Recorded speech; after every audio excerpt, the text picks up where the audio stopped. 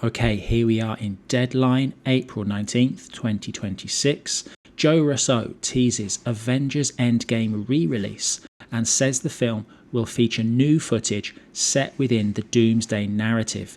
It's an opportunity to create a bridge.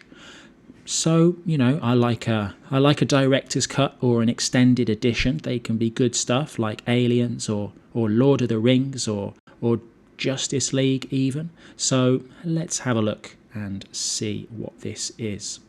It was announced during Disney's presentation at CinemaCon that Joe and Anthony Russo's theatrical re-release of Avengers Endgame will feature previously unreleased footage, but there was no signal of what that footage might entail. So if it's related to Doomsday, I wonder, is it more likely to be stuff that was filmed during Doomsday or filmed back when they originally did Infinity War and Endgame? If I had to guess, I would say it's going to be stuff that was filmed during Doomsday, which I'm less interested, which sounds a bit more like a cash grab, to be honest. Saturday night at the Sands Film Festival in St Andrews, Scotland, Joe Russo revealed exactly what audiences can expect to see on the big screen on September the 25th when Endgame is re-released. It's critically important to re-release the movie, and in fact will be re-releasing the film with footage that is set in the Doomsday story that we've added to Avengers Endgame. Okay, so I guess this footage is filmed recently, not back during the original Infinity War Endgame shoot. Yeah, that's definitely less interesting. That sounds a bit more cash grabby, to be honest, rather than normally a director's cut, like the Aliens one, the Kingdom of Heaven one, it's kind of a restoration of the original vision as such. Yeah, this sounds a bit more, give me your money, please, before the new movie comes out. It's an opportunity to create a bridge from Endgame to Doomsday in a very unique way. And because the movie was so successful, we have an opportunity to re-release it.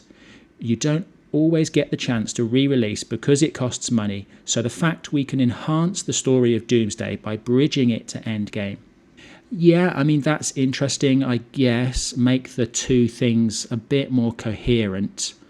Maybe it does make it as though nothing of importance happened. Is that fair? As though nothing of importance happened between Endgame and Doomsday. I don't know if that's completely fair to say, but I guess some recontextualization of Endgame in the light of Doomsday, perhaps. It depends. If Doomsday is a good movie, then it's interesting recontextualization. If Doomsday flops, then you're kind of messing with the success of Endgame. Joe continued to describe the upcoming Endgame re-release as a critical companion story and a setup for what you're going to watch in December when you see Avengers Doomsday. Endgame has grossed over $2.799 billion. The film focused on Yeah, so Robert Downey Jr., his storyline, Tony Stark Iron Man storyline ends in Endgame, and then he returns as the villain in Doomsday. I'm interested to see how they handle that, how they acknowledge it, what they say about it. I am kind of quite torn on Doomsday in general, just the fact they're throwing everything at the kitchen sink. Like Patrick Stewart and Ian McKellen, for example, they're fantastic actors. I think they're really good as their roles. I'm not really interested in seeing them as Professor X and Magneto anymore. It's been so long. How many times has Professor X died? It must be at least three. So in that sense, it is kind of like, let's throw the spaghetti at the wall and see if it sticks. On the other hand, the Russo brothers, they made Infinity War, they made Endgame. They also made a couple of the Captain America movies, which are really, really good as well. It's interesting to have Robert Downey Jr. back, I guess. Maybe he's the thing that could save it. So Joe said the decision for Downey Jr. to return as Doctor Doom was the result of a long conversation between Marvel, Kevin Feige and Robert. Downey started contemplating his return about 2 years ago, maybe 2.5 years ago. I was at dinner with him in New York. He had mentioned to me that he was thinking about this, and his concept was for him to play the ultimate villain. He played the ultimate villain. He played the ultimate hero. Now he's going to play the ultimate villain. I mean, Robert Downey Jr., he's done enough movies. He knows what he's doing. So in that sense, he could be imposing some, quality control on it. And the Russo brothers themselves could be doing some quality control. Like I say, they've done some of the best MCU movies.